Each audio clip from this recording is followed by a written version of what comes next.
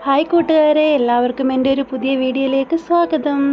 ഞാൻ നിങ്ങൾക്ക് പരിചയപ്പെടുത്താൻ പോകുന്നത് സാബുദാന എന്നാണ് ഇവിടെ അതിന് പറയുന്നത്. നമ്മുടെ നാട്ടിലെ ചൗവരി വെച്ചുള്ളൊരു റെസിപ്പിയാണ് കേട്ടോ. ഒരു വടയാണ് ചൗവരി വട. ഇത് ഞാൻ അതുപോലെ അതിന് വേണ്ടിയാണെങ്കിൽ നമ്മുടെ ചൗവരി എടുത്തിട്ട് ഇങ്ങനെ വെള്ളത്തിനകത്ത് കുതിർത്ത് വെച്ചിട്ടുണ്ട് കേട്ടോ. 2 മണിക്കൂറെങ്കിലും നമ്മൾ വെള്ളത്തിലിട്ടിട്ട് അത് കുതിർത്ത് വെക്കണം. കുതിർത്ത് വെച്ച് കഴിയുമ്പോൾ ഇതുപോലെ നല്ല സോഫ്റ്റായിട്ട് കിട്ടും കേട്ടോ. ഇങ്ങനെ സോഫ്റ്റായിട്ട് കിട്ടണേ. അതിന് വേണ്ടി നമ്മൾ 2 മണിക്കൂർ വെള്ളത്തിൽ ഇങ്ങനെ ജസ്റ്റ് ഒന്ന് തളിച്ചാൽ മതി വെള്ളം. പിന്നെ അതിനകത്തേക്ക് വേണ്ട ഇൻഗ്രീഡിയൻസ് ആണ് കുറച്ച് മല്ലിയില വേണം, അതുപോലെ കറിവേപ്പില, പച്ചമുളക്, പിന്നെ നമ്മുടെ കപ്പലണ്ടി ഇല്ലേ, കപ്പലണ്ടി ജസ്റ്റ് ഒന്ന് ചൂടാക്കി, പച്ചക്കപ്പലണ്ടിയാണ്, അത് ജസ്റ്റ് ഒന്ന് ചൂടാക്കിയിട്ട് നമുക്ക് ഒന്ന് പൊടിച്ചെടുക്കണം കേട്ടോ. ഇതുപോലെ ജസ്റ്റ് ഒന്ന് പൊടിച്ചെടുക്കാം. അതിന് ശേഷം ഉരുളക്കിഴങ്ങ് ഞാൻ ഇതുപോലെ പുഴുങ്ങിയതാണ്. പുഴുങ്ങിയതിന് ശേഷം ഇതുപോലൊരു ഇതിനകത്ത് നമുക്കിതിങ്ങനെ ചിരണ്ടി ഇടണം കേട്ടോ. ഇത് കൂടുതലും വ്രതമൊക്കെ ചെയ്യുന്ന ആൾക്കാരാണ് കൂടുതലായിട്ടിത് ഉണ്ടാക്കുന്നത് കേട്ടോ. അല്ലെങ്കിൽ നമ്മൾ കുട്ടികൾക്ക് സ്നാക്സ് ആയിട്ടൊക്കെ ടിഫിൻ ബോക്സിനകത്ത് കൊടുത്തു വിടാമേ. നല്ലൊരു ഡിഷാണ്. എല്ലാവരും മസ്റ്റായിട്ടൊന്ന് ട്രൈ ചെയ്ത് നോക്കണം. കുട്ടികൾക്കൊക്കെ ഒരുപാട് ഇഷ്ടമാവും കേട്ടോ. നല്ല ക്രിസ്പിയും ടേസ്റ്റുമാണ് കഴിക്കാൻ. അതിനുശേഷം നമുക്കതിലേക്ക് കറിവേപ്പിലയും പച്ചമുളകും മല്ലിയിലയും എല്ലാം കൂടെ ഇട്ട് കൊടുക്കാം കേട്ടോ.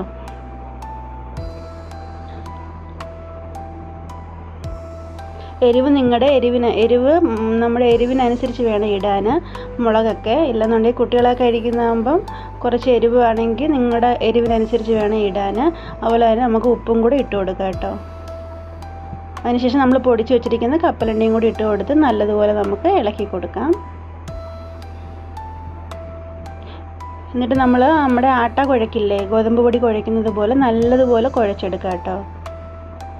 നല്ല സോഫ്റ്റ് ആവണം. കുതിർത്ത് വയ്ക്കുന്നത് ഇങ്ങനെ നമ്മൾ ചൗവരി കുതിർത്ത് വയ്ക്കുന്നത് ഇങ്ങനെ സോഫ്റ്റ് ആവാൻ വേണ്ടിയാണ്. നമ്മളിതിങ്ങനെ മിക്സ് ആക്കുമ്പോൾ അത് നല്ലതുപോലെ സോഫ്റ്റ് ആയിട്ട് വരും. എല്ലാവരും ഒരു വട്ടമെങ്കിലും മസ്റ്റായിട്ടൊന്ന് ട്രൈ ചെയ്ത് നോക്കണം. വീഡിയോ ഇഷ്ടപ്പെട്ട എല്ലാവരും സപ്പോർട്ട് ചെയ്യാൻ മറക്കരുത്. നമ്മൾ ഒരുപാട് നാളായി വീഡിയോസൊക്കെ ഇട്ടിട്ട്, കുറച്ച് ബിസി ആയിരുന്നു. അതുകൊണ്ടാണ് വീഡിയോസൊക്കെ ഇടാൻ താമസിച്ച്. ഇനി ഞാൻ എന്നും ഇടാൻ നോക്കുന്നതായിരിക്കും കേട്ടോ. ഇതുപോലെ നല്ലതുപോലെ നമുക്ക് ഇളക്കി കൊടുക്കാം.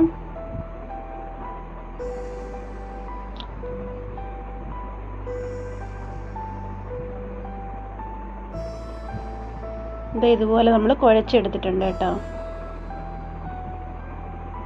വേറെ ഇൻഗ്രീഡിയൻസ് ഒന്നും ഇതിലില്ല, ഇത്രയേ ഉള്ളൂ. സിമ്പിളാണ്, നമുക്ക് എളുപ്പം റെഡിയാക്കി എടുക്കാം കേട്ടോ. പിന്നെ ഒരു ചട്ടി വെച്ചിട്ട് നമുക്ക് എണ്ണ എടുത്ത് നമുക്കിതിനെ ഓരോന്നോരോന്നായിട്ട് വറുത്തെടുക്കാം കേട്ടോ.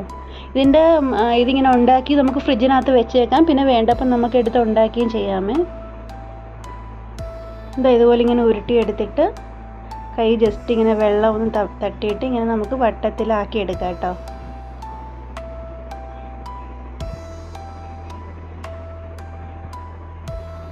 ഇങ്ങനെ ജസ്റ്റ് ഒന്ന് പരത്തി കൊടുക്കാം. എന്നിട്ടിങ്ങനെ ജസ്റ്റ് നല്ലപോലെ ഒന്ന് പത്തലാക്കണം കേട്ടോ. ഒത്തിരി കട്ടിയാവാൻ പാടില്ല.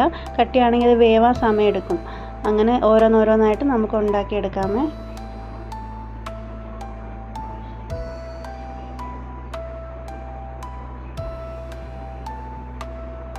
വൈകുന്നേരം ചായക്കടിയായിട്ടൊക്കെ ഉണ്ടാക്കാൻ നല്ലൊരു റെസിപ്പിയാണ് കേട്ടോ.